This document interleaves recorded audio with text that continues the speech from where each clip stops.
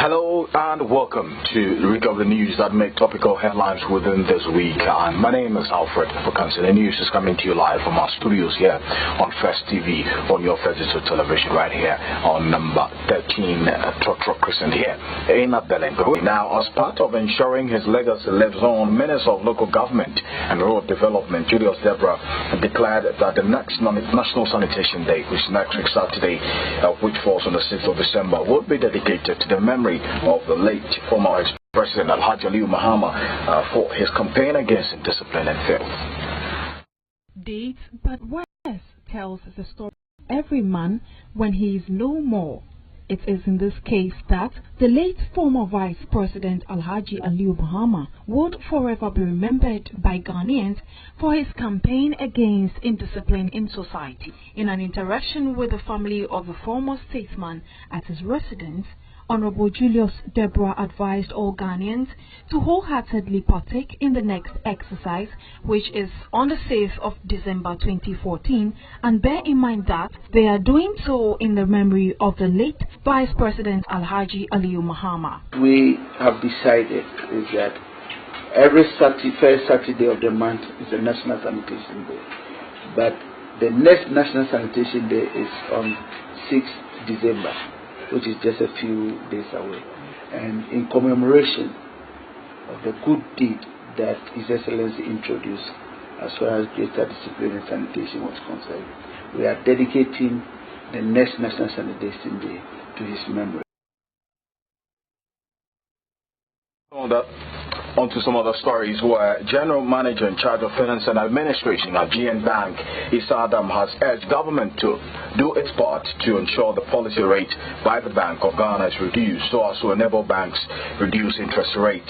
The government will from January next year declare war by interest rates being charged by all the commercial banks and other financial institutions in the country.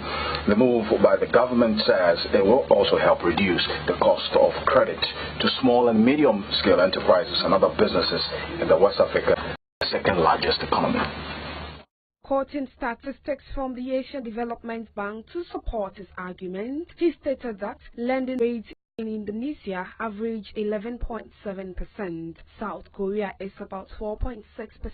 In the USA, it is possible to obtain a car loan at 0%. But in Ghana, lending rates range from 28% to 35% in the formal financial institutions and 45% to 120% in the microfinance institutions, depending on the sector they are lending to. Many Ghanaians, including the banking industry experts and General Manager in charge of Finance and Administration at GN Bank, Mr. Issa Adam, lauded the government's intention to clamp down on banks which charged high lending rates in the country. Banks have what we call their base rates, and the base rate is nothing but trying to recover what their operational costs. That's what is used to determine the base rate. Then, after determining the base rate, you need to add a few more basis points to arrive at the interest rate that you will charge your customers. The government alone is borrowing at 25.5% or 25.8%.